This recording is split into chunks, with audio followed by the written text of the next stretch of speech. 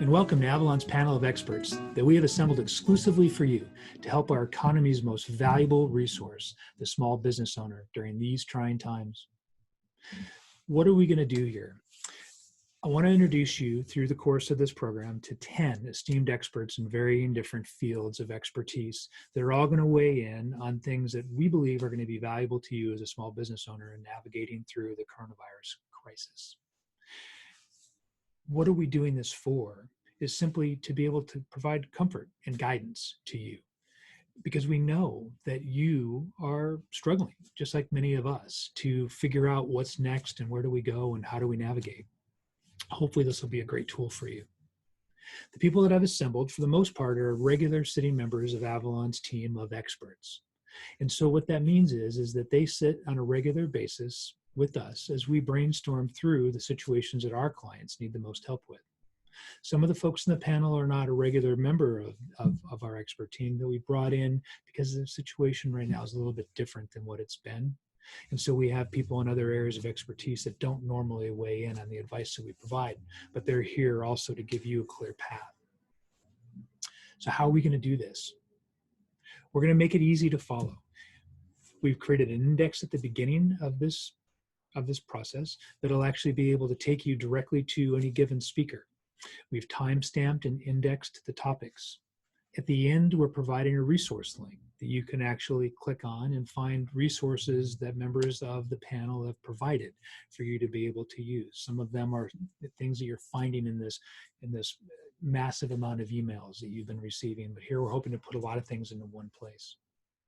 We'll also be breaking the entire video, which is about an hour and 20 minutes, into parts.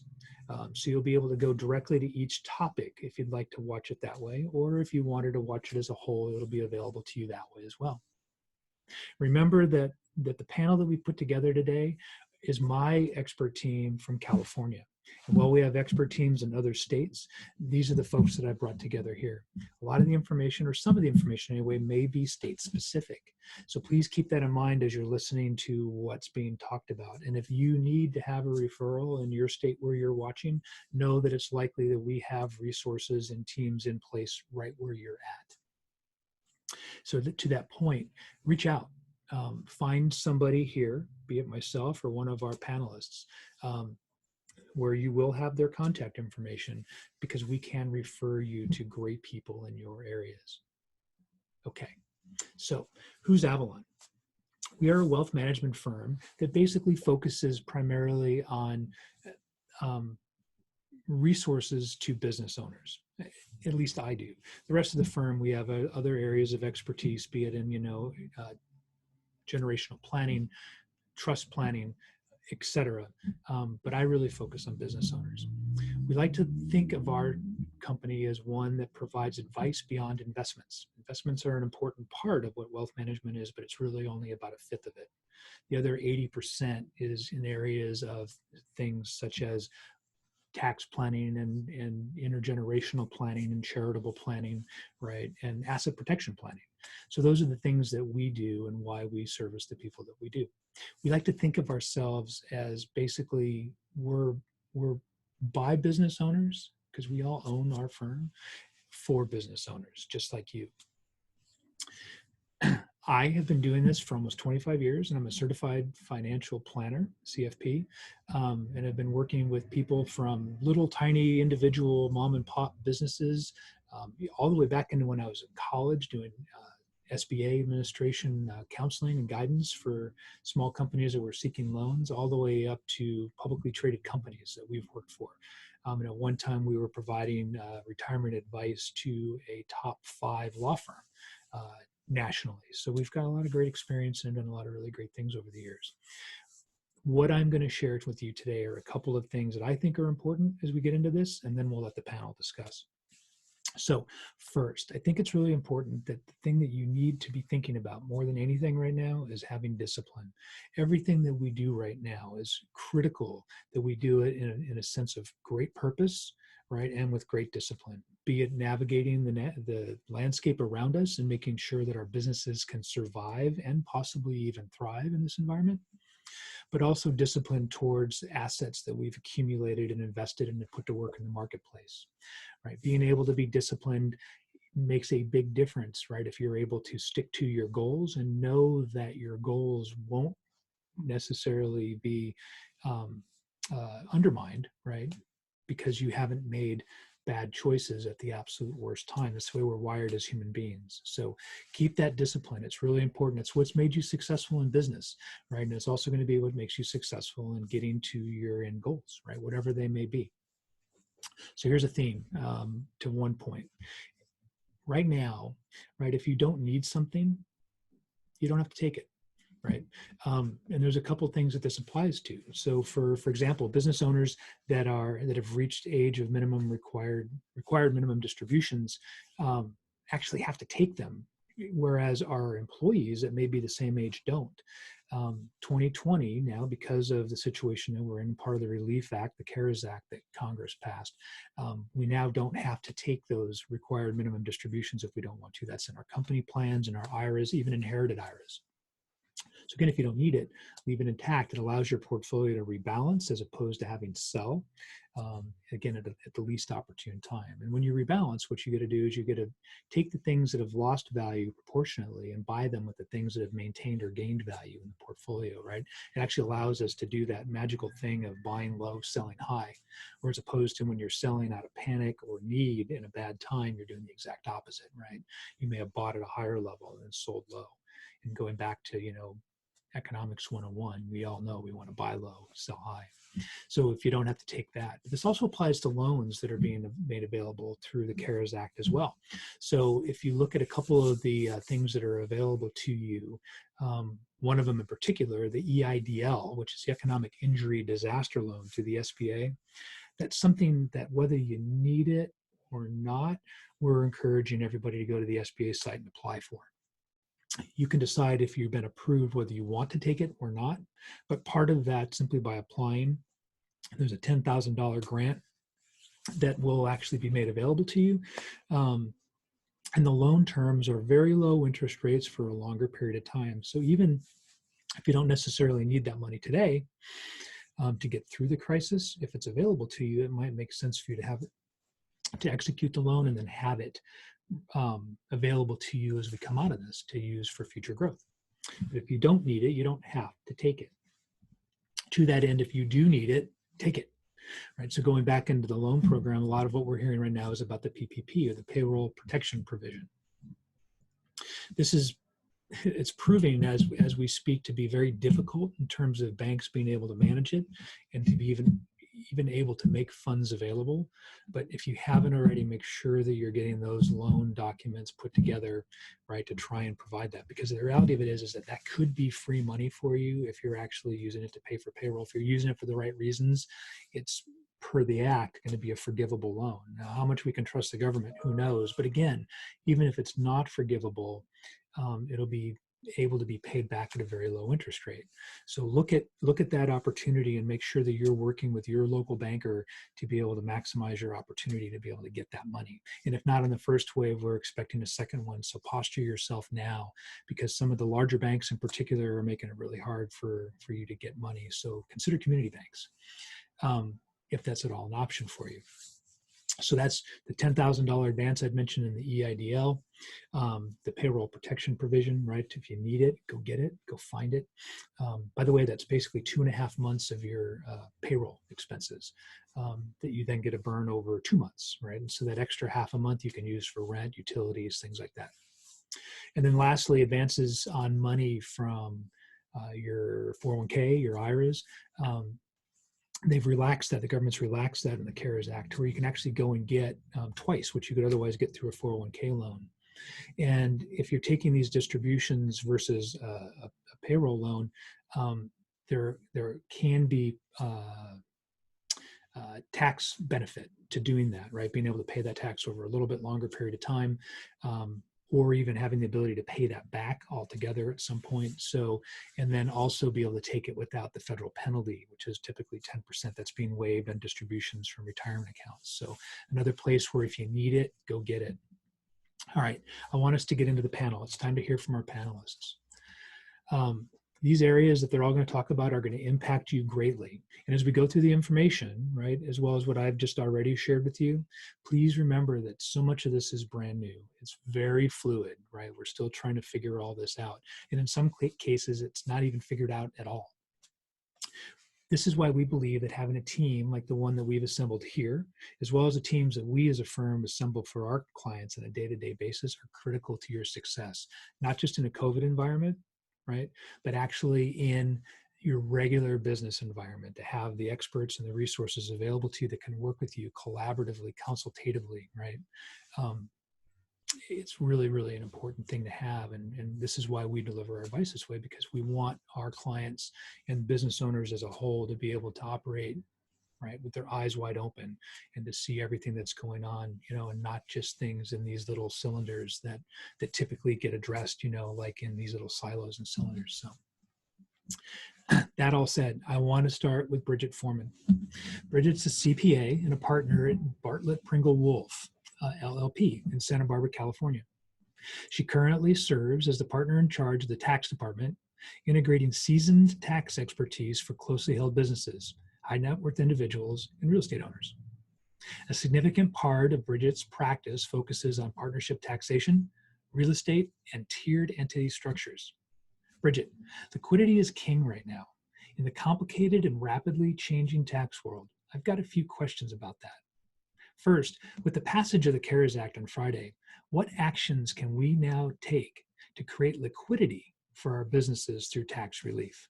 So the CARES Act was pretty exciting for us. There's a lot in there. It's approximately 850 pages. So, I'll speak on a high level. I'm not going to get too deep into the details. But for the tax side, the desired end result is to create, lower taxable income to save taxpayers' dollars so they can use them towards furthering their businesses, and also possibly to create tax refunds on previously taxed income. So on the corporate side, the biggest provisions that we see are actually adjustments to what happened back in 2018 with the Taxpayers Cuts and Jobs Act, or the TCJA. So what the TCJA did is they limited lots of different deductions that were normally fully allowed to taxpayers and businesses. And the CARES Act ratcheted some of those back or completely reversed what the TCJA put in place. The two specific largest ones is that the TCJA expanded the reduction of the business interest deduction allowance. So what the TCJA said is that for certain businesses, business interest deductions could only be taken up to 30% of adjusted taxable income. So if you had a down year or if you were suffering losses, chances were that you had to go back and recalculate what your adjusted taxable income was.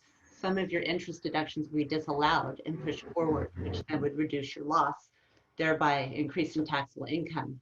What the CARES Act did is it relaxed that and said instead of 30%, we'll now allow 50% of adjusted taxable income. So you're going to get to be able to use more of those interest deductions.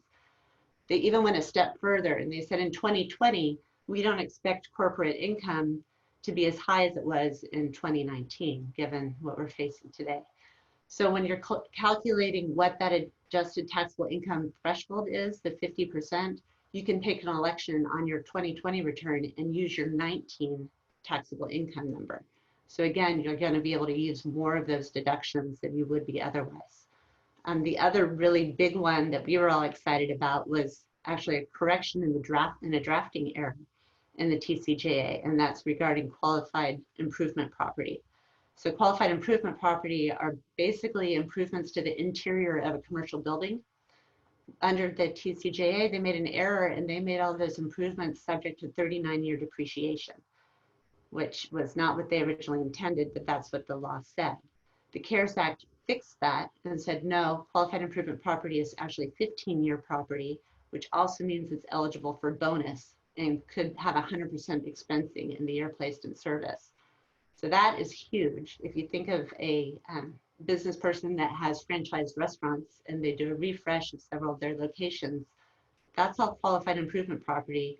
And you could possibly take the entire deduction for what you expended in the year that you expended it, which is fantastic.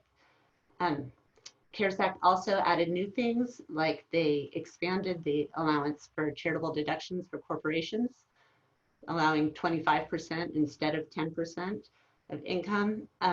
They also created a refundable credit against payroll taxes for those businesses that were hit hardest. So there's lots of great things in there to reduce current taxable income, but I think the biggest thing that they did is they got rid of the limits under TCJR for using net operating losses. So as of 18, net operating losses could not be carried back, and they could only be carried forward at 80%. Under the CARES Act, you can now carry them back 5 years. So if you think of a corporate business person, right now they're in a 21% tax environment. You can take those 21% tax environment losses, you can carry them back to pre-2018 and hopefully get refunds or offset previously taxed income that was taxed at a 35% rate.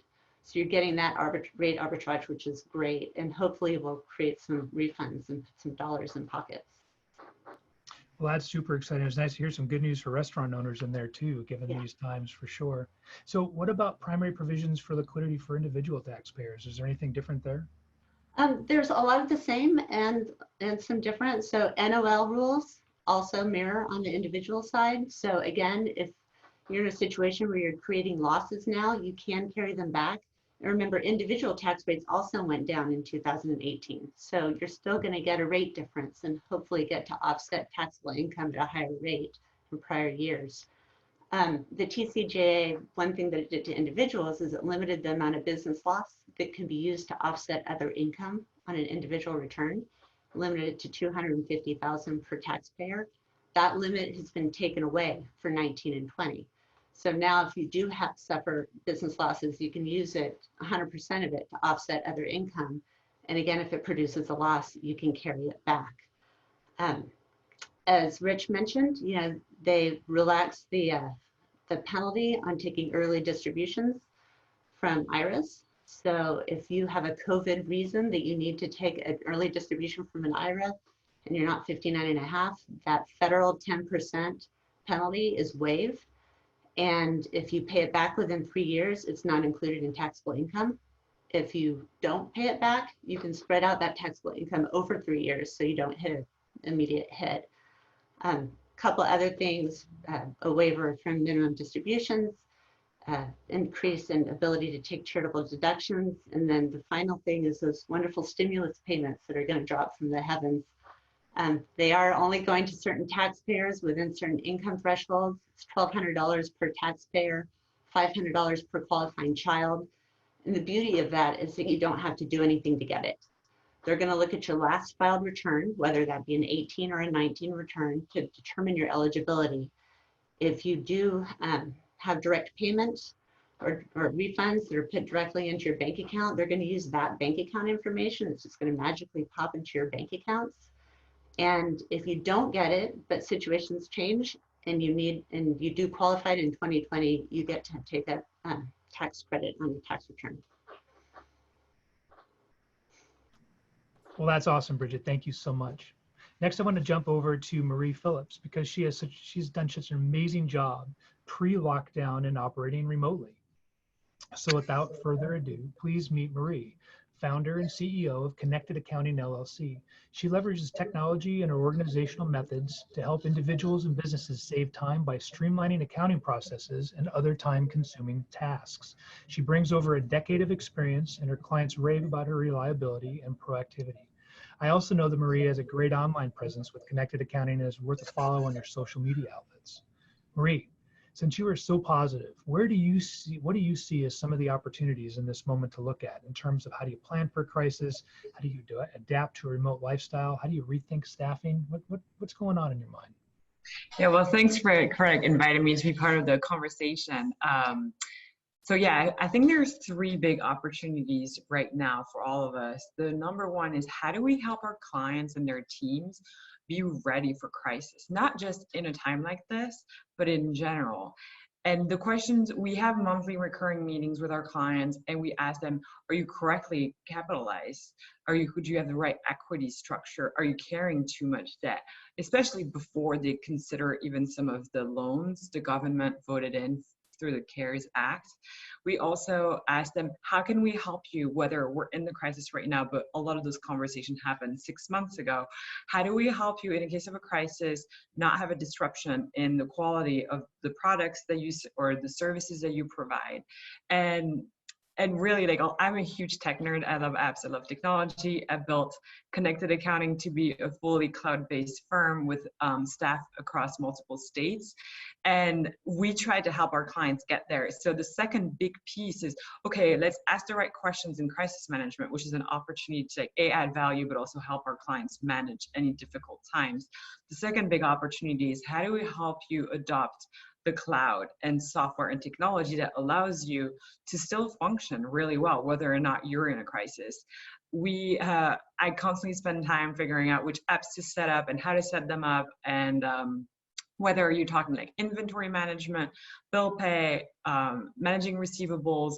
And a lot of our clients, because we've been working with them for years and we've already implemented a lot of the technology, brand new clients, we're doing it right now in the midst of all of it, but they're able to pay their bills without having to print a paper check, leveraging apps like bill.com. Or a lot of them, we have made sure that every single one of their customers or clients pay through electronic payments.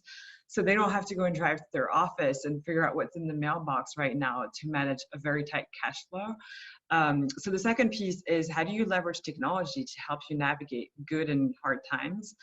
The third piece is staffing. Can we rethink your staffing? Who's your top talent? Do they have too much on their plate? And that a lot of our clients hire us as an outsourced accounting firm because they have either, they don't know if they should hire, because hiring results in like payroll taxes, parking permits, additional, whether it's medical or retirement benefits. So there's always like a win-win situation if they're like, hey, let's just hire you for, we had a client, they had a CFO overwhelmed with work because she was a controller, a CFO, an accountant, a bookkeeper, and they were kind of deciding whether or not to hire internally, and they could have, but for half the cost of what a person would have cost them, salary only, not even benefits. We came in, we're providing additional insight, and their CFO was able to actually help develop strategies to double the revenue of the firm. So it's constantly like, what are your resources like? Are we maximizing them and best using them? Do you have the right technology in place? And how do we manage and plan for crisis, whether we're in them or not? So yeah, great opportunities on the human, the tech, and the crisis management areas. That's awesome. So a lot of times, the casual user doesn't necessarily understand the difference between a CPA or a tax professional and an accounting professional. So what types of services, do the folks in our audience that are listening today, might actually most appreciate from an operation like Connected Accounting? Yeah, it's a great question. We don't do returns. We don't touch taxes. All we do is we're really an outsourced accountant. So we pay your bills, handle your payroll, do all that kind of stuff. But right now our clients, where they're finding the most value, besides invoicing their own customers because they need to get paid, it's really been in, how do we help you project, like do forecasting and budgeting. So we're doing a lot of scenario modeling. We have clients that need to identify how much payroll cuts should they have before the partners get a giant distribution cut, or like how much should the partners take as a cut versus, should they cancel 401k employer matches to save some money? How many months can they survive with the cash they have in the bank, assuming half income loss or assuming 80% income loss? So we're doing a lot of all for free because we're all in the crisis together. We want our clients to survive. So we've been providing all the services for free. And I think that's where they get a lot of value. We know the ins and out of their money. We've been drilling on weekends through clients' ledgers. And on Mondays, you get an email. Here's all the subscriptions. Are you sure you want to still sign up for all of these? We had clients figure out they were paying $800 a month for unknown subscriptions they didn't need. So we also, one big tip for all business owners out there, we have been rereading all of our clients' leases, and we realized that a lot of them, in the lease, it's not mandated that they pay for employee parking passes. So we have clients who all of a sudden were like, hold on, let's not pay April. So we just saved them $4,000 a month of employee parking passes payments that they do not owe. So we keep trying to find ways to save money in this time. Well, that's awesome. I can't imagine a business that couldn't use that kind of help. Last thing I want to know from you before we move on is, in this new normal and in this life of remote, how are you staying connected to your team and your clients? What are you using to do that? Well, old and new ways, right? Because we're already a cloud-based accounting firm and my staff is a little bit all over, we're used to Zoom, we're used to tools like Slack, which allows you to chat with your team. But what we're adding is a human touch and a vulnerability to it. So in Slack now we have a channel called Lifestyle. Hey, what's your favorite workout class in the morning? What's the cool recipe you did with your family last night? Kind of like to track other things. And with clients and the team, we try to do daily check-ins with the team, not to check in on work, like how are you feeling? What's going on with you? What's going on with your family? And we're doing that a lot more with clients through the old ways of, besides Zoom and Slack, literally just text and call and talking. I'm even sharing with them, hey, I'm struggling right now. Like it's hard to be home. And we actually went into confinement 10 days before everybody else because we were concerned. So it's been a month at home already for us and we're kind of going crazy and just saying that to our clients, they laugh, they relate. So it's how do you keep, with all this technology and all this stuff, how do you keep a human touch? Just be vulnerable. And, sometimes just saying it's hard for us too. It really has made, we're already friends with most of our clients, but this has made it a deeper and more meaningful connection. Marie, that was awesome. Thank you. So far, we found now that there's some liquidity available to us that we perhaps didn't know that we had. We realize there's expenses that we can be tracking that we didn't even realize we could or should. And now we realize that perhaps maybe we can thrive, just like Marie does in working remotely. So with this newfound lease on your business, I think we should talk about how we can work towards our clients and prospects finding us. Jerri Hemsworth joins us now. Jerri is the CEO and creative director of Newman, a marketing, branding, and creative firm she founded in 1996. She oversees all the company's day-to-day operations, as well as the firm's creative activities. She focuses on supervising creative and brand development projects for companies ranging from startup to the Fortune 500. Jerri is also co-founder of Echelon Business Development Network and has served in leadership roles of numerous charities and nonprofits. And as an adjunct professor in graphic design at Woodbury University, she is passionate about teaching young designers about typography and running a profitable business in a highly competitive environment. Jerri, let's talk about some stuff. How can a business keep their brand top of mind with their customers during this time? Rich, it's I have to say, much like everybody else, I'm very honored to be part of this great group of professionals that you've put together. Thank you. And but what we're seeing with clients is at first a panic, and then how do we keep our brand top of mind with their clients or their customers? And they're trying to think on their feet. They're trying to be super flexible. And a lot of like what Marie just said, keeping teams together is a lot of the same mindset we need to take with for our clients and for their businesses. We're advising and consulting with our clients to do videos, be in front, put the face of humanity in front of their clients, relate to their clients in that human touch. The way we can do it now is with videos, short videos, 30-second to 1 minute, educational. People want to feel comfortable. They want to have educational type of topics, positive topics. There's so much coming into our email boxes with that's just, COVID this, COVID that, and now we're all flooded. And so it's important to be able to provide links to tips, tricks. We're still here. We're in this together. And really, when your clients or your customers see you and your face and that they know you're human too, they will remember your brand. They'll be there when all this is over. And if you're not doing this stuff, you may be caught on the back end. Because we really believe that the companies that are doing this and identifying one-on-one with their clients and customers are going to be on the leading edge when we get through and go back to what may be normal or a new normal after this. So that's what we're seeing is videos are huge. Emails are tricky. They are getting opened more, and we're seeing more in the way of old-fashioned direct mail. Well, isn't that interesting? Old-fashioned direct mail. So we got to try and keep the post office in business too. It's part of their Recovery Act. Yep, yep. The direct mail, and think of it this way. Another thing that we've advised and we're helping clients do are good old-fashioned short handwritten notes, note cards.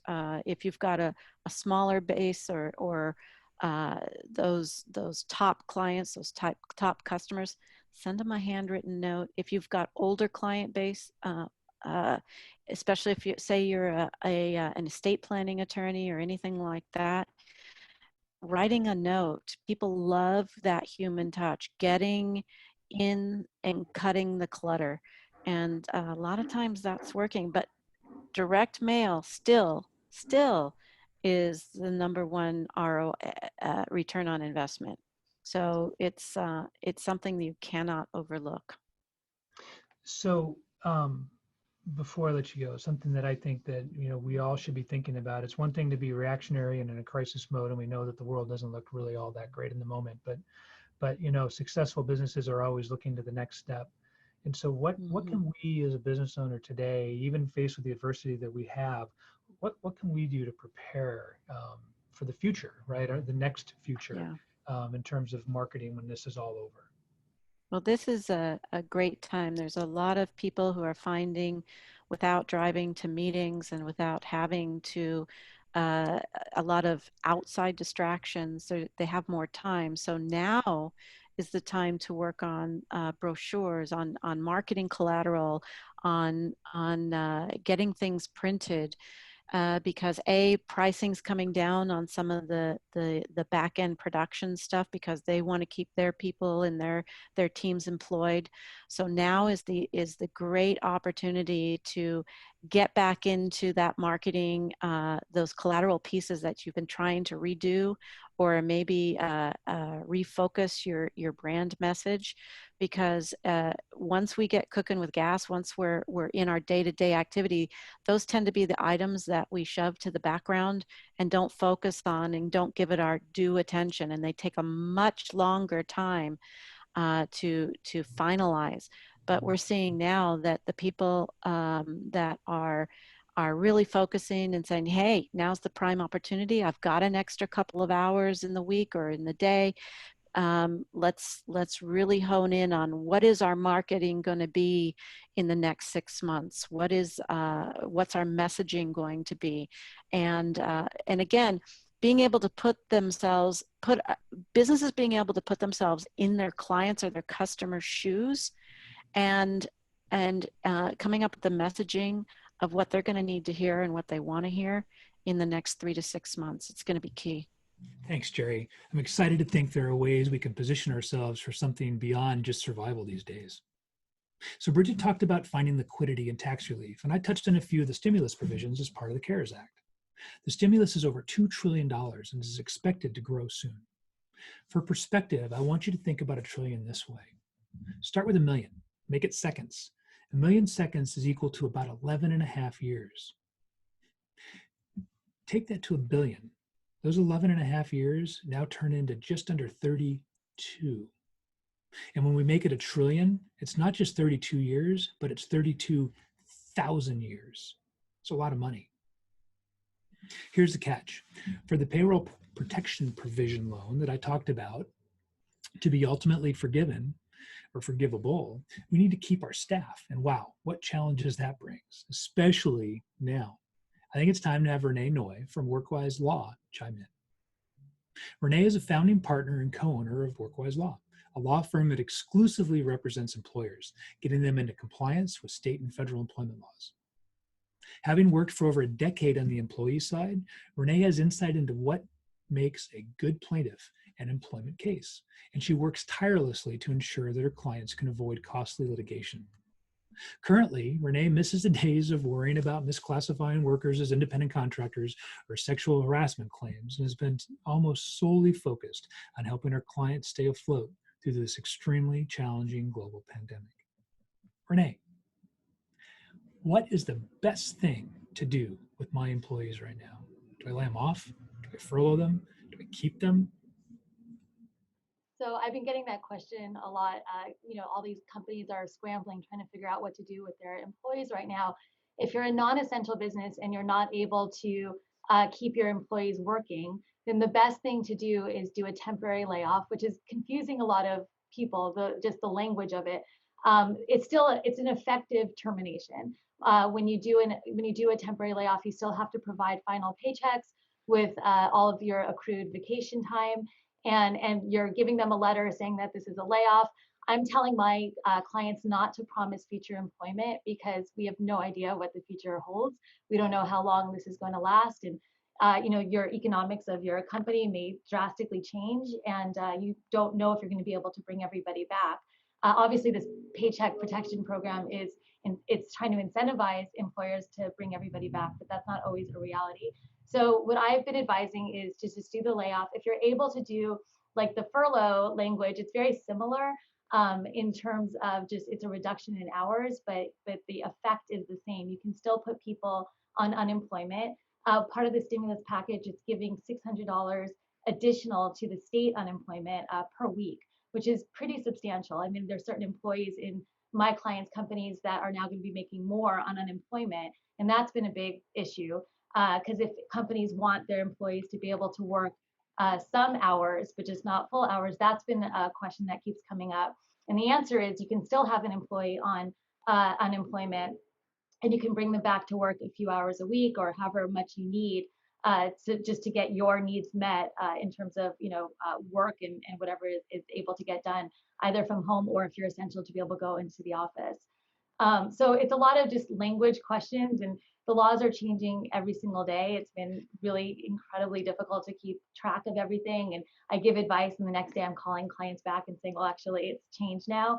But the best thing, if you don't have active employees, if you don't need them, I would say don't have them, and just have that peace of mind to know that you don't have to be worrying about all these employment issues during this time. And then hopefully when we come back to work within a month or 2 months or however long it could be, you could bring all those employees back, and you want to re-onboard a lot of them if possible.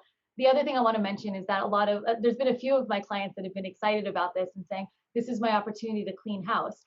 And all these employees I've been wanting to terminate and I haven't been able to because of their protections, now I can get rid of them. And I just want to caution people that that's not exactly the way it works, that you can actually be running into a lot of discrimination lawsuits if you do that. So you don't want to, lay off 20 employees and then bring back the 10 youngest, or, the 10, ones that don't fit into a protected class and let everybody else go, because you'll just be facing a lot of lawsuits later on. Well, so much for that strategy. So let's just say now that someone out there is facing a situation where they have laid everybody off, but then needs employees to come back, or some employees to come back to work for a few hours, a week. Is that going to be a problem? No, so you can lay them off. I'm getting that question a lot too. So you can lay employees off, and then all of a sudden some revenue generating project comes in and you're so excited and you're like, oh no, I have no employees to do this project. So what you can do is you can call whoever you want to do that work, and then it's up to them to let the EDD know that they're now making some wages, and that's not on you, that's on the employee to say, okay, well, I actually worked 10 hours, and then they'll reduce the unemployment proportionate to however much you made in wages. All right, well, that's good news. Well, what about those pesky independent contractors? What do you do if they want to file for unemployment? That's a really big problem, because AB5 was our big issue up until 2 weeks ago. And independent contractors cannot file for unemployment typically. Now with the new stimulus package, they expanded unemployment rights to independent contractors, which is pretty incredible. But what's happening is, most likely in California, at least, if you have an independent contractor, you probably have them misclassified, and they probably should have been an employee. And the EDD prior to this and currently has the ability to redesignate a worker as an employee for purposes of unemployment. my fear is, but there's nothing you can do. You can't tell a company, don't go have them file for unemployment. They have a right to do so. And you can't get in the way of that. But my fear is that you're going to get on the EDD's radar, and then all of a sudden they're going to come back to audit you, and then you're going to have different problems, but you'll still have problems. But there's really not much you can do at this point. They're allowed to get unemployment. They were probably allowed to get it before because they probably were an employee and you just were calling them an independent contractor. What I'm telling my clients is possibly, and this is not legal advice because I don't know, but I'm assuming the EDD is so overloaded with unemployment claims, they're not going to have a lot of time to do audits. That's kind of trying to give some hope to my clients. There's always hope with there's always a silver lining, right? So you mentioned I can't be discriminatory and not bring back that group of people that I didn't want to bring back. But what happens when things go back to normal and I'm ready to resume operations? Do I have to bring everybody back? And how do I navigate that? No, so you don't have to bring everybody back. If all of a sudden, hopefully everything will resume back to normal and you'll have the same amount of revenue coming in and nothing will change. That's the hope. But, if things are just a slow go and you really don't have a need to bring back your 20 employees, you really only have a need to bring back 10 employees, then that's exactly what you should do. But like I said, just don't be very careful of who you select because you don't want to just start figuring out, all the protected classes and just, only hire the ones that don't fit into that. But what you do want to be careful of is of all of a sudden if you're calling this a temporary layoff and then you bring back 10 employees, and then, 2 months later, you're like, oh, wow, now I actually need 5 more employees to come back. Well, if you start hiring outside of that pool of your employees, then if you replace it's all about protected classes. So if you replace one employee that's 60 with an employee who's 30, that could be a problem if that employee, the original employee, finds out about it. So you just want to be very, very careful and look at, who you're bringing in. Try to bring back, especially with the payroll protection, the whole point of that is to bring back the same employees. And if you bring back fewer employees or you change out your employees, if it's a different head count, then you're going to end up having a reduction in the loan forgiveness. So that's also something to be aware of. Awesome, Renee. Thank you. Renee always seems to make employment law fun. Not sure how, but your enthusiasm is always appreciated. So now that we know about layoffs and rehires, certainly that is going to create issues with employee benefits. I don't know anybody better to address our next question than Tom Means from PCH Benefits. Tom is one of the foremost Southern California experts on the topic of employee and executive benefits, and he's dedicated to developing affordable, strategic, and compliant health insurance solutions for hundreds of small to mid-sized businesses. Professionally, he is both the founder and president of PCH Benefits, one of the largest employee benefit agencies in the greater LA area, as well as an MBA professor at Cal Lutheran, my alma mater, instructing on human resource subjects such as strategic recruitment and retention. His vast knowledge in insurance has resulted in a heavy complement of industry awards, including the 2016 Insurance Professional of the Year. Like all of us on this panel, giving back is very important to Tom, and philanthropically, he fulfills his desire to serve our community by holding leadership positions with a number of worthy causes, including a local sheriff's foundation and a local chapter of the Entrepreneurs Organization. Tom, I want to jump right in. We all want to know, if I'm now all of a sudden uninsured, can I still get a health insurance policy either through an individual market or by signing up at what used to be my job? What can I do? Well, hey, Rich, thanks for having me. The answer is yes. It's never been easier to get a health insurance policy than right now. So it is, people just have to ask. And there are some timelines that need to be respected when signing up for these programs. So yes, if you're an individual, the government has allowed you to sign up for Cover California for an individual plan or a family plan, extended out even through June now. And there's a special enrollment period and the window's closing, so you got to get a hold of your employer pretty quickly. You can sign up to on your employer's medical insurance plan, even if you turned it down at open enrollment a few weeks or months, or even if it was close to a year ago. There's a special period of time, but all those windows are closing. And if you happen to have a business and you and a partner, or maybe you have an employee and you're like, man, I wish I'd started that health insurance business, you can start a health insurance plan for your business. You can start a health insurance plan right now. no problem. The first of the month. Matter of fact, you can get it in today, April 1st, and that's no April Fool's, Rich. That's awesome. Hey, is there any truth to the fact that the insurance commissioner in California has issued a 60-day grace period on paying premiums? I'm glad you asked. Most of our clients are asking that same question, and a number of outside people. Hey, the insurance commissioner came out and said we don't have to pay insurance premium for 60 days, right? The answer is yes. The insurance commissioner said that, but that was a recommendation, not an order, and that has created a lot of confusion. If you're having trouble paying your insurance premiums right now, most of the insurance companies are being very flexible on a case-by-case basis. But we're talking a 30-day.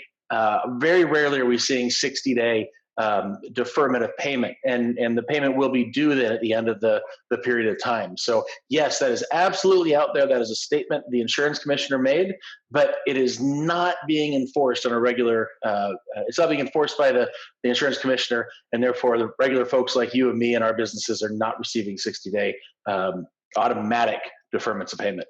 So for those of you in other states that have insurance commissioners that are also politically voted in, you might want to, give some careful scrutiny to what they may or may not be saying, is what I'm hearing.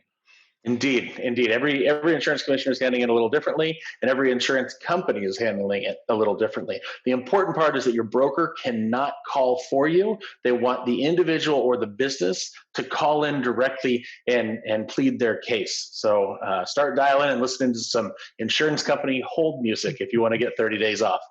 Yeah, that sounds great. It's always nice to have some uplifting music. So Tom, now as a business owner, and now that I've got Renee helping me, right, to reduce employee hours or lay people off or furlough them, can I still provide them with the health insurance benefit?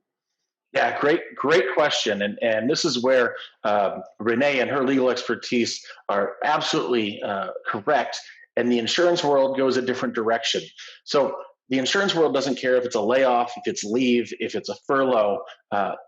Essentially what they've come out and said, and it is carrier by carrier, but most insurance carriers or insurance companies are saying, go ahead and leave people on. We're not going to check. We're not going to ask you if they maintain full-time employment. So long as the premium gets paid, we'll continue to offer that health insurance plan to the people that are eligible. But as Renee pointed out, be careful not to discriminate and only offer health insurance to the people you like, as opposed to offering it to all people in a particular class.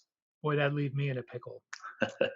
So here's something I want to know. I think there's a whole new class of prejudice that's being established out there right now, in that I just went and got a sandwich for lunch. And as I'm waiting in line, there happened to be somebody right in front of me in scrubs. Like, hey, appreciate what you're doing, but please, 6 feet is good. If I need to go to the doctor, the hospital, but I'm scared about potentially getting exposed to other sick people there, do you have any suggestions there? Any advice in the industry you're in? Sure. Not being a medical professional myself, it's commonplace and common sense that you certainly don't want to end up at a medical treatment center. If they are even willing to see you, you could be catching something that somebody else has. That's where all the sick people go. Virtual or online health insurance or health visits are we'll call it all the rage.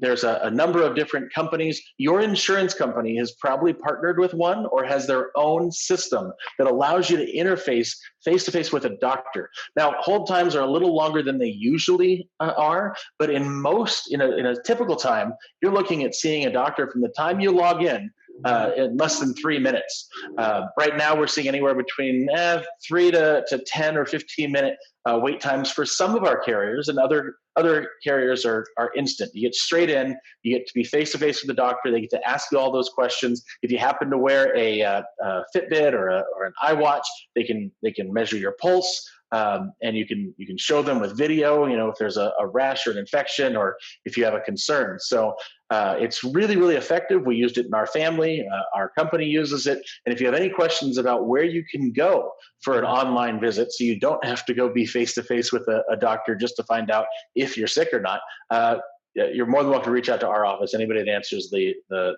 phone would be able to help you. And I personally be happy to help anybody that's related to Avalan. Awesome. Listen, health insurance is such a big deal right now. I want to make sure we get enough time here to talk about all of it. In the interest of time, maybe the next 2 questions, just, quick answers. I've got to stay home now, right, because of the coronavirus. What about my disability insurance? Is there any way to get some pay from that policy in this environment? The answer is maybe. Uh, just because you can't come to work doesn't mean that you're disabled. And whether or not it's a quarantine, a self quarantine, a medical leave, et cetera, it all has a different meaning to a disability company. Unemployment and disability are not the same. That's commonly confused. But the answer is maybe. And if you have something COVID related or otherwise related that you are disabled and not able to work, that is when you can file a disability claim. Right on. And then lastly, and I'm sure if they can, I know exactly who they should call, but as a business owner, and if I have the ability or the concern for my own family from cheaping out perhaps on my insurance coverage, if I want to upgrade my insurance plan now, can I? So individual upgrades are virtually impossible right now. So you have an individual plan, probably not. But if you have a company plan, yes, there are some strategies and tactics that you can improve your plan. And we've seen a lot of that. People that had base level, catastrophic, bronze level coverage that say, you know, I'd really like to have that platinum level plan now. The first of the month, there's a lot of ability to make those changes. There's some paperwork involved, but it is possible. Thanks for the time, Rich. Yeah, thanks, Tom, for sharing all that great information.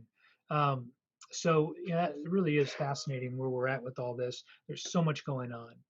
So since we're talking about insurance right now, I want to jump over to Chase Fiscus, who's really on the front lines of seeing what's happening to businesses all over the country during this pandemic. He's the first to hear about something. He's the last to get fired and the first to get rehired, right, in terms of the things that we've got to worry about in our day-to-day interactions as business owners.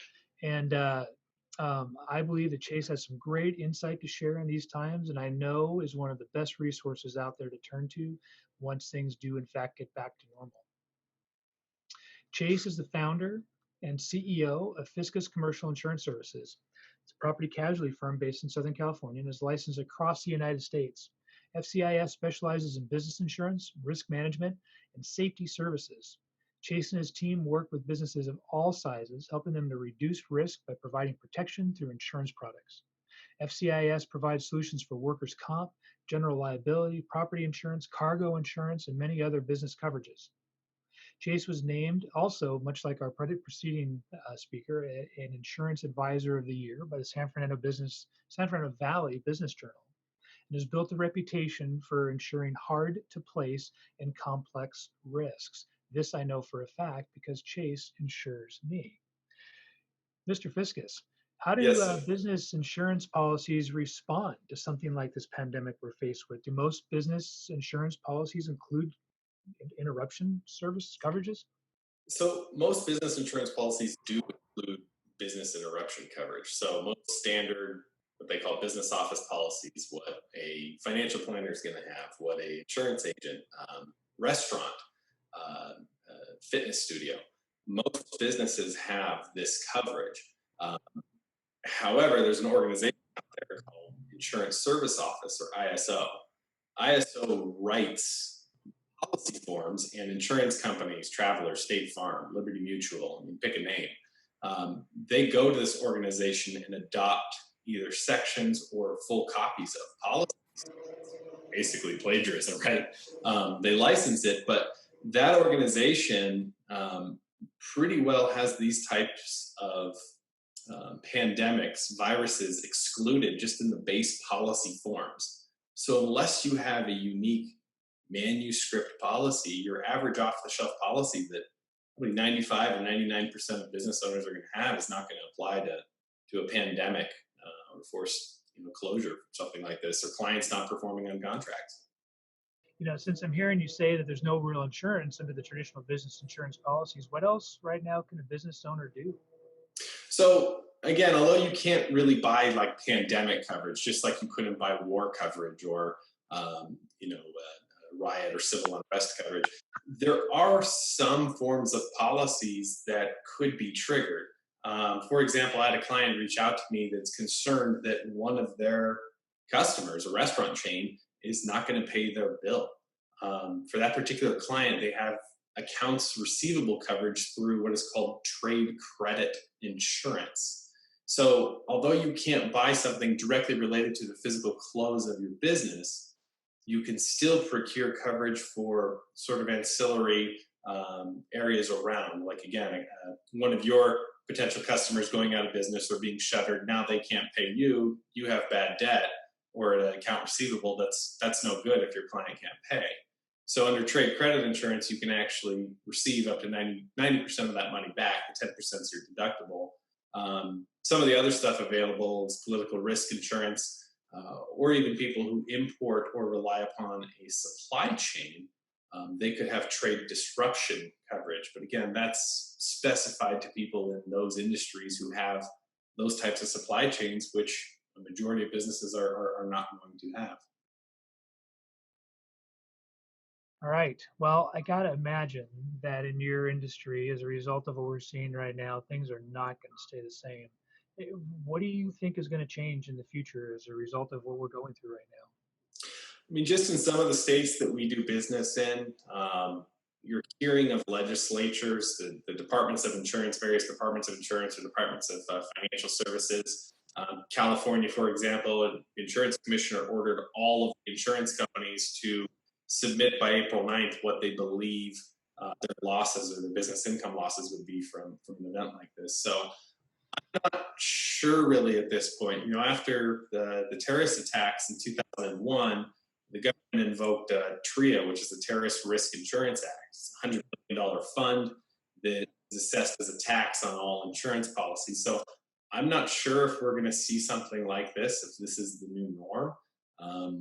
This is the first time this has happened in decades or almost a century. So it'll be interesting to see, but I think anything that would be done would be a result of government action and kind of being forced on the insurance companies, kind of like what they did with AIG when they had to bail out the banks back in 2008. So be looking to the government to see what they force the companies to do, but no insurance company could pay for this type of loss on their own. So.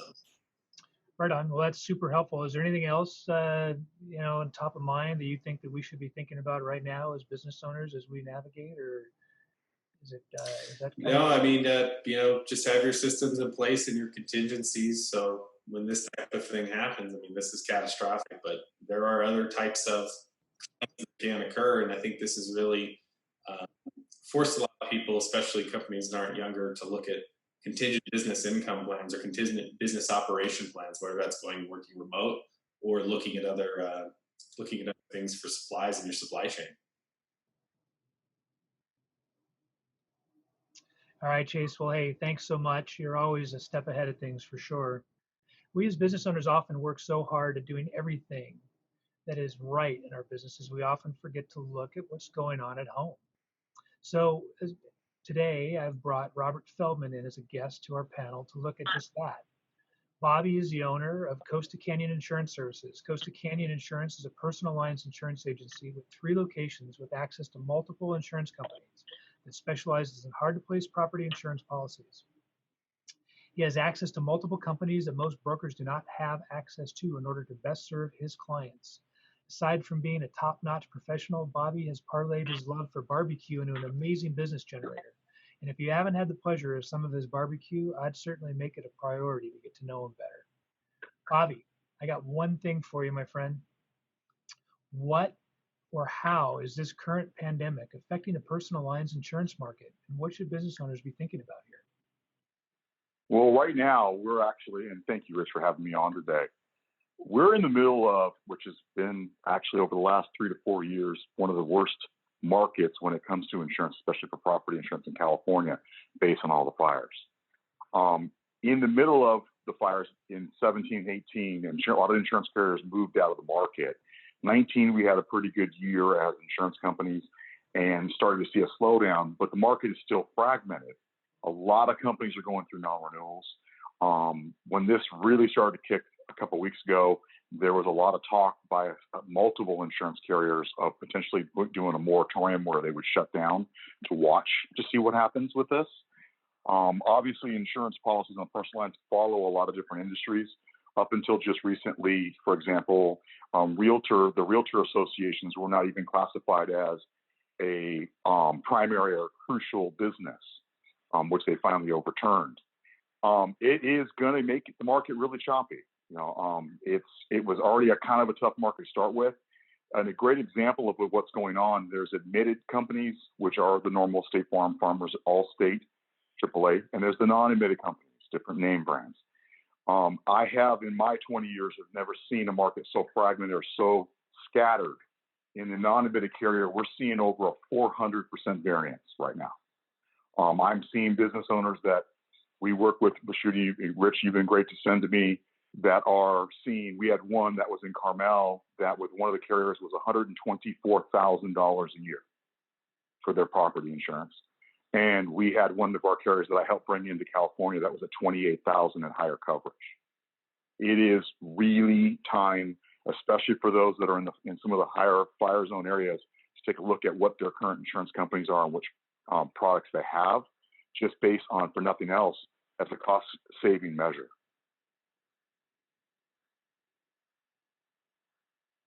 So, Rich, thank you very much for having me on today. I think I kind of covered most of it for that. And obviously, for any of the clients that are having any question or problems, please let me know. It's up and down the coast. A lot of the fire zones, they're having a lot of problems. So anything I can do to help, I'm always around.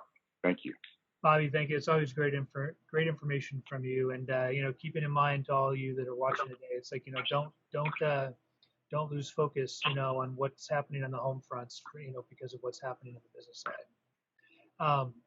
Bobby, you had mentioned a little bit about, realtors. And so something else that we all need to navigate is our place of business, either as a tenant or landlord. Our real estate issues are a big part of what we're dealing with right now, especially in states where most businesses effectively shut down.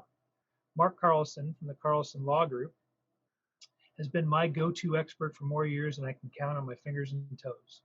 Mark is a real estate attorney with a focus in professional liability and residential sales and leasing. He has 9 attorneys with offices in both Northern and Southern California, where 75% of his practice is litigation, with the remainder reviewing and drafting purchase sale agreements and leases. He has been selected 5 times to be in the super lawyers list, which accepts less than 5% of practicing attorneys through nomination, investigation, and peer review process. He is also an advocate with the American Board of Trial Advocates, which is an invitation-only group of trial attorneys who have tried a minimum of 20 civil jury trials to verdict. Mark, I'm going to bring you up. Talk to me a little bit about the performance of a lease or purchase agreement and what you can do to possibly avoid it due to COVID-19. Yeah, that's been a really hot topic lately. It's people that are in the middle of transactions, or if they're having problems with potentially performing on a lease. And so the question is, well, how do I get out of this? How do I, if I've got X number of years left on my lease, but I've got to shut my doors, what are my options? And the answer to that is it of course starts at the contract that's at issue, whether it's the lease or whether it's a sales contract, to see what kind of terms that are there that potentially could excuse performance. We're finding that on the residential side, it's not listed at all. I mean, the impossibility of performance isn't a term that's been that previously existed in existing residential sales contracts and leases. Now on the commercial side, there's a bit more language that would help navigate that. But the concept really comes down to what everybody knows is an act of God or force majeure, and what that concept requires is that your ability to perform is made impossible by a particular event. I would suspect that nobody is going to try to make the argument that COVID-19 is not an act of God. It doesn't qualify. So the analysis really goes to, well, does it truly make performance impossible, or does it just make it impractical or more difficult? If it's impractical or more difficult, the concept wouldn't apply. And even if you don't have language like that in your contract, most states, I know California has a civil code section that has that concept that excuses performance even absent a contractual provision if performance is rendered impossible by an act of God. Right on. Well, now we're dealing with some sirens, but while we're doing that, maybe you can let me mute again after I ask you about rent abatement. can tenants seek rent abatement? And then the follow up to that would be, if they can, what kind of considerations do landlords have? Yeah, so that goes a little bit to what the concept or the dilemma that Tom mentioned, where you've got government officials saying, landlords really ought to abate rent, and then people say, oh, I understand I've got legally mandated rent abatement, which just isn't the case. And so that really becomes more of a business decision than a legal question. It's do I do I kick the rent down the road so that I don't have to worry about refilling the space? If you're a landlord, if you are a landlord that you've got a single tenant triple net lease, like with a fast food chain or some other sort of similar company, the value of those properties is tied in the income stream of the lease. So do you, as a business decision, decide, okay, I'm going to let it slide for a little bit, try to get payment later in the year, or do I play hardball and force the business to shut down, and now I'm left with an empty space that's where the value is substantially impacted. And I've got a client actually that I'm helping negotiate on 3 different type of single tenant triple nets that he's got. And what is happening, or at least the request that's being made, is, okay, let me have 3 months with no payment, but I'll make that payment up to you by the end of the year. So things are sort of working themselves out, it seems. Right on. Well, hey, so last thing I'm curious about is the buy sell market. What are we seeing now in terms of what the coronavirus is doing on the impact of sales transactions? And are there things that business owners that may be engaged in one on an exit or an entry to that market should be thinking about? Well, that's an interesting question, and I think it's going to change. That's sort of a day-by-day analysis. I'm on a number of panels, and so I've been doing these kind of meetings all week, with speaking with professionals in all different slices of real estate. And what I'm hearing is that residential sales, what they call sides, they have been unaffected. March was as good as February. Actually, it was a little bit stronger. That probably is taking into account that this is a time of year that most people traditionally are looking to buy houses because kids are getting out of school. They're trying not to move in the middle of the school year. But even on the commercial side, commercial brokers are telling me that everything that was in the pipeline closed. There was no impact.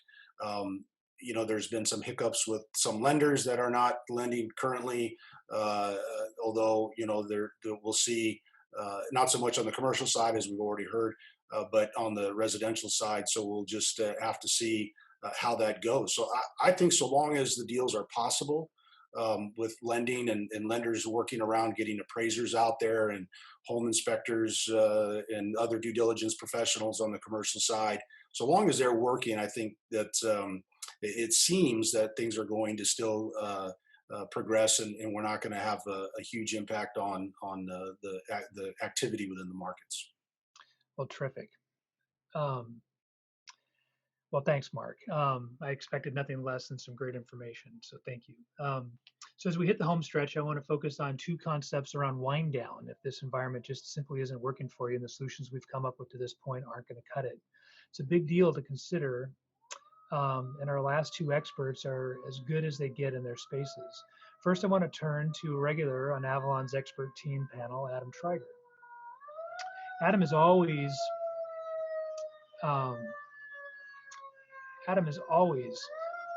full of great information and sirens as well again, but today I'm asking him to comment specifically on what to do when things aren't going to work. Adam is a partner at Stoll, Zelenga, Ruth, Vaughn, and Schreiger, LLP in Westlake Village, California. He concentrates his practice on drafting and negotiating business agreements, handling legal entity formation, maintenance, and dissolution, and on representing buyers and sellers in mergers and acquisitions.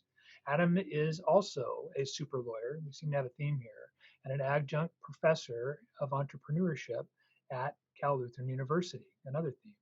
He is a Provisors Networking Group leader and a vice president of the board of the Employer Advisory Council. Adam, I'm going to bring you up here as I'm becoming better and better at navigating through the process. I want want you to, if you could, talk a little bit about what a buy-sell provision is and why it might be relevant in today's conversation. Sure. Thanks, Rich. I appreciate the opportunity. A buy-sell provision is a agreement between, well, it's a provision in an agreement between two co-owners of a business regarding how to buy one another out. They are important for separating from each other at a later time without litigation or too much strife. And they're also important so that the partner who remains in ownership is not forced to be a partner with someone that they don't know or wouldn't have otherwise wanted to be a partner with them. These provisions are usually in shareholders agreements, partnership agreements, or limited liability company operating agreements is where they're most often found. The idea is that there would be an event that would trigger the buy-sell mechanism where one party would be able to buy out the other without the other party, the seller that is, having to agree again that they would be forced, that they would sell. So in effect, they'd be forced to sell. That would be some of these triggering events that are typical would be the death of one of the partners, and therefore the estate is the one who's selling, or the disability of one of the partners so that they can't do the job anymore, the bankruptcy of one of the partners, the divorce of one of the partners, or sometimes even there's buy-sell provisions based around what partners are supposed to be doing in the business, and if one partner stops doing that, that could be a triggering event as well. Sometimes the triggering event is just the whim of one of the parties, and those are known as puts and calls. So if a partner has a whim to get out, they can do what's called put their shares to the other partner to buy. And if one partner has a whim to buy the other guy out, they could call the shares to them, and the other partner would have to sell. And finally, these buy-sells have a formula in them for how much the purchase price is going to be and the terms of the purchase, whether it's a lump sum or over time. So that's what they are. They're relatively uncommon in partnership agreements. I mean, I wish they could be in everyone, but they're uncommon because just like a prenup at the beginning of a marriage, people don't want to talk about how we're going to separate right when they're starting their business. And sometimes by the time their business is up and running really well and being profitable, and maybe there are some problems, people don't necessarily are not able to see eye to eye at that time. But when they are done at the beginning, they can be very, very helpful. So I think you asked how do they apply to this particular time we're in, this COVID-19 crisis. So shall I speak to that now? Yeah, I think that'd be great. I mean, I have to imagine that there are going to be partners, people that are in business that have different risk tolerances for the environment that we might be in. Someone might be willing to keep going, and someone else might want out. And can this trigger a buy-sell provision? Where are we at? Yeah. So good question. I was thinking that this COVID-19 crisis, unfortunately, can trigger some of these events that are often in buy-sell agreements. I mean, some people may not make it. They may pass away, which would have the death trigger there. Some people might get so sick that they won't be able to continue in their partnership, such the disability trigger. Some people might lose their livelihood, hence the bankruptcy trigger. And so a lot of these buy-sells could be triggered in effect by this COVID-19 crisis. I think that also on the puts and the calls, this might be a good time for people to want to either lock in a lower price if they have a formula based on the way income comes in. This might be a tough time for a business, which might allow the price to be lower if you're trying to call in the other partner's shares at a purchase price. Or if you want to put your shares and get a value, you might want to do that before it gets worse. So I can definitely imagine a lot of partners, business owners, triggering these partnership buy-sells right now. If there is no buy-sell and somebody wants out or somebody dies or et cetera, unfortunately, there's no easy way to make that happen.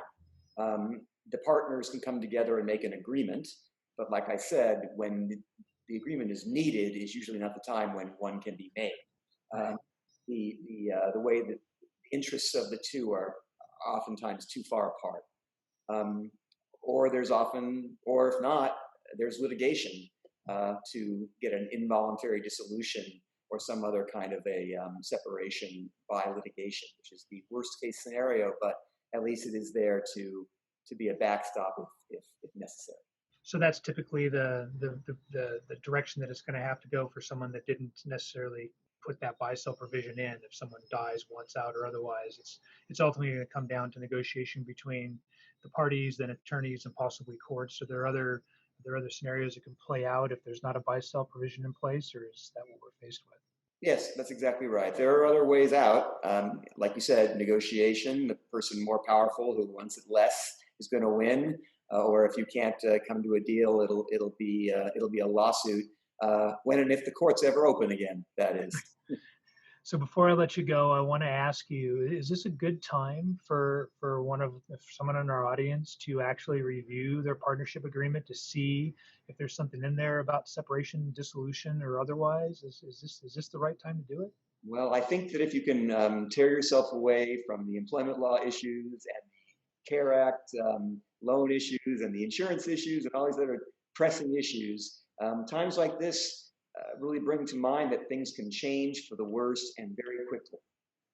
And given that, I think it's a good time to blow off the dust from your partnership agreement, to take a look and see what's in there, see if you have a buy-sell, what it says, see if it needs to be updated, talk to your partners about whether you might want one for the future, talk to your lawyers about whether it's a good idea. I think now is as good a time as any to take a look at that. Yeah, I definitely think that we're faced with one of those it'll never happen moments that just happened. So I think that'd be really good advice. Adam, thank you. Thank you a lot. Especially for taking on, one of the less positive or exciting parts of what's happening in our world right now. I really want to tell you how much we appreciate that information. Our last panelist is going to talk about essentially her last hope and out. It's a reality for many businesses, even in the best of times, and something that exists because it's necessary and frankly quite normal. If this is something that you in our audience is possibly faced with, we know that as an entrepreneur, though, you will be back. But in the meantime, please listen carefully to what Phil Strock has to say on this important and final subject. Phil is a partner with the law firm of Smiley Wang Eckwell, LLP, concentrating his practice in the areas of bankruptcy, insolvency matters, and business reorganizations. He has experience representing Chapter 11 debtors, trustees, secured and unsecured creditors, creditors' committees, asset purchasers, and other parties in the context of bankruptcy cases, out-of-court workouts, and assignments for the benefit of creditors. His representative industries include real estate, construction, apparel, healthcare, manufacturing, transportation, restaurant and food service, telecommunication, and retail. Phil, as you take us home, I'm going to pull you up here, get you spotlighted. I think we all need to know about, bankruptcy, and does that remain a viable option for distressed small businesses during the coronavirus crisis? Absolutely, Rich. The bankruptcy courts are open for business, even if it's just telephonically right now. But before you get to that, and we advise our clients that bankruptcy is a last resort solution after the business has explored and exhausted all of its other opportunities and alternatives. The business should communicate with its lenders, landlords, key vendors, and creditors, and try to reach an out-of-court workout if at all possible. And the climate we have today is ripe for out-of-court workouts, given that most of the people involved in these disputes and situations are innocent victims here. The business should explore all of its sources of financing and cash, including from its existing lenders, other lenders, or, as we heard today, from the stimulus packages that are available, or any other relief that becomes available in the near future. But if everything fails, then bankruptcy may be the only option. If you've got a business that's basically dead on arrival and there's no hope of resuscitation, then you're looking at a Chapter 7, which is a liquidation and a sale of all the assets of that business. But when the core business plan is sound, a company and a business may consider a Chapter 11 bankruptcy, where they try to reorganize and restructure their debts and liabilities. So what are the advantages and in contrast, the disadvantages of bankruptcy? Sure. Well, there's three highlighted advantages that I'll go through. First of all, when there's a bankruptcy filing, it stays virtually all enforcement actions against the business and its assets. It gives an automatic stay, which allows the business a breathing spell in order to facilitate a reorganization or restructure of its business and financial affairs. The second advantage is debts owed to creditors can be reduced or paid over time, even without the creditor's consent. And that's a huge advantage of a bankruptcy. And finally, the last advantage is that the Bankruptcy Code allows businesses to shed or get rid of unprofitable leases and contracts through a process known as rejection. Well, there's always disadvantages to a bankruptcy.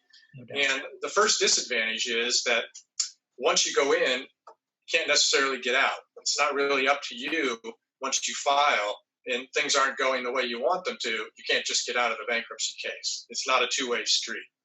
Second disadvantage is it's expensive. A Chapter 7 liquidation may be relatively inexpensive, but a Chapter 11 reorganization could be quite expensive. Third disadvantage is it's time-consuming and very labor-intensive. The fourth disadvantage is that it's a huge drain on management resources, and it's very distracting. Management has to spend almost full time working just on the bankruptcy process itself. And finally, the last disadvantage is even with good counsel and advice and serious pre-planning, there's no guarantee that a Chapter 11 will be successful in the long run. So, you know, a lot of small business owners wind up in a situation where they're personally guaranteeing business debts. Is bankruptcy still an option for the business in those scenarios? Yes, it's still an option. What we're really talking about here is the question of if the business files for bankruptcy, what happens to the personally guaranteed debt?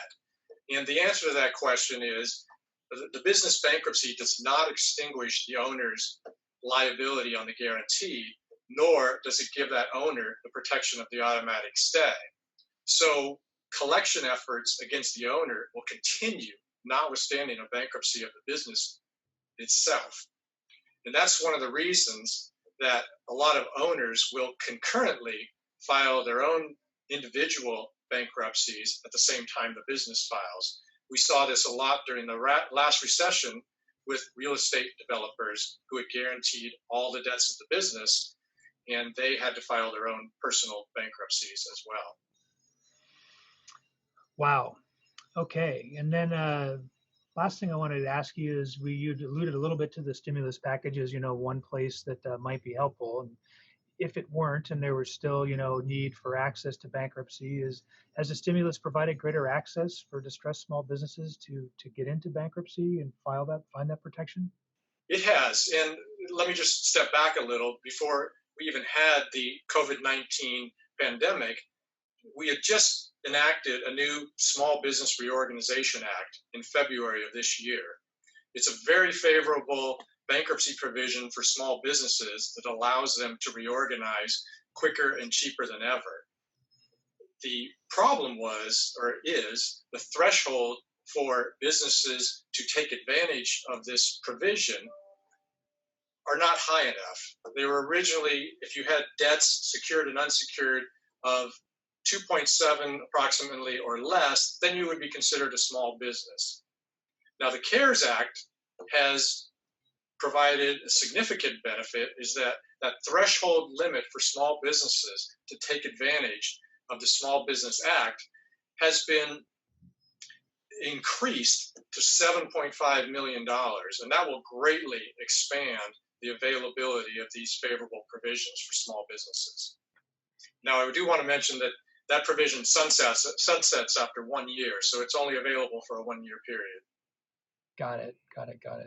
Well, listen, thank you. Hopefully, those of you that are listening where this is a need, you got some valuable information there as well as or I should say, just like all the rest of us have.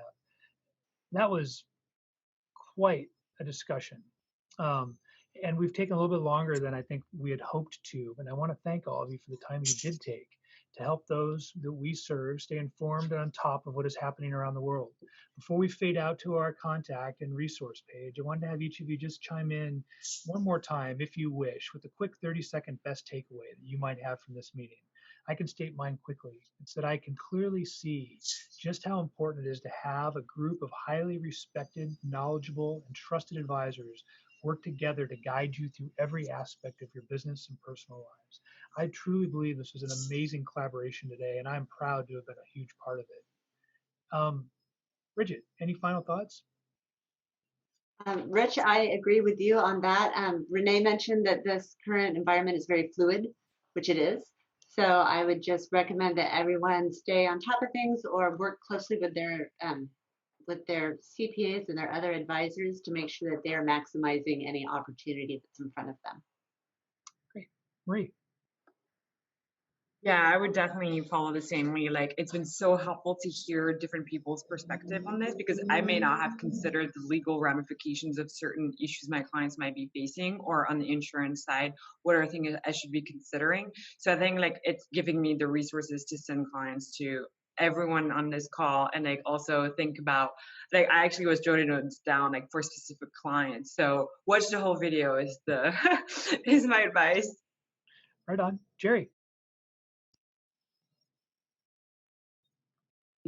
I agree. I think the fact that everything is connected in people's businesses, and to listen to everybody, I could hear and envision so many of us helping so many of our clients and other people's clients. Everything. It's just we're in this all together, and I think to be with this incredible network, it's an honor. And yeah, being human, we're all here. We're all here to help. What about you, Renee? Well, I feel guilty saying this, having represented employees for so many years, but I really want employers right now to be a little bit selfish and think about themselves and their cash reserves, because we don't know how long this is going to last. And I've had a lot of clients say they're trying to keep their employees employed and do whatever they can. And I just think you need to really have some self-preservation. The government is giving a lot of funding out to help employees offset this. So just be selfish. Selfish it is. Tom. You know, Jack Welch once said, if you aren't confused, you don't know what's really going on.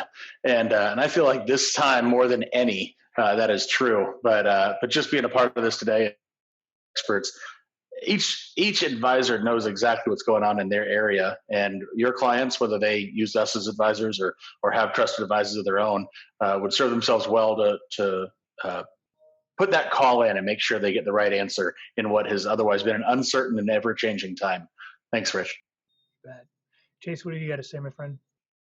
It's just great having a group of professionals from different industries and different services that a lot of our clients use together.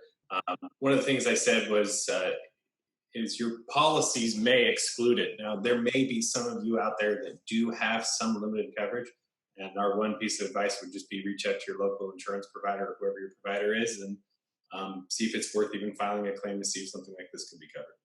Yeah. Bobby, what do you got? Yeah, I agree completely with what Chase and Tom said. It's really interesting on calls like this, and people need to realize that here are three different insurance professionals that work with three different agencies that all interact, and how important it is to have that exact thing for business owners. Having someone that does health and benefits, having someone that does commercial, and having someone that does personal lines. The jack of all trades generally doesn't work. It's really important to make sure that you have these specialists similar to what we are and being able to do these things for you to be successful as business owners. Yeah, love it. Mr. Carlson.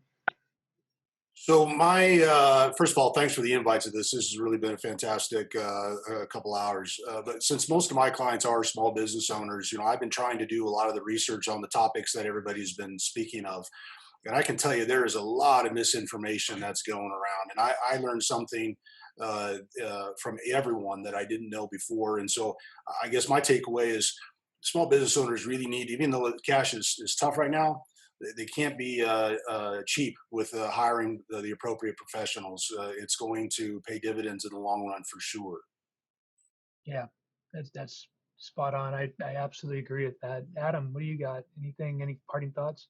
My parting thoughts are that successful businesses are the key to all of our success, and that we're all here. All the people on this call are here to help businesses get through this crisis and get through the next one. And it's a pleasure to be a part of it. Thank you. Yeah, thank you. And Phil. Yes. Thank you, Rich, and thank you for having me today. I think my message for the business owners is you're not alone. You've seen from this presentation that there's plenty of capable resources out there to get you through these troubled waters. And we're here for you, and reach out, and we'll do this together, get through this. Well said. Thanks again, everybody, and thank you to those who took the time to listen. We all hope that this was a valuable use of your time in this crisis of a time that we're faced with. We'll close with a contact and resource page for you to be able to see and find us. Don't hesitate to call, email, or otherwise reach out to any of us on this panel. I'm happy to take the lead on any questions and pass them around, or you can go direct to any of our presenters. And I know that they'd be more than happy to field any of your questions. Please stay healthy, stay safe, and keep doing all that you do to keep Americans working, thriving, and enjoying the things that we take for granted every single day. I'm Rich Judy from Avalan. Until next time, thanks again.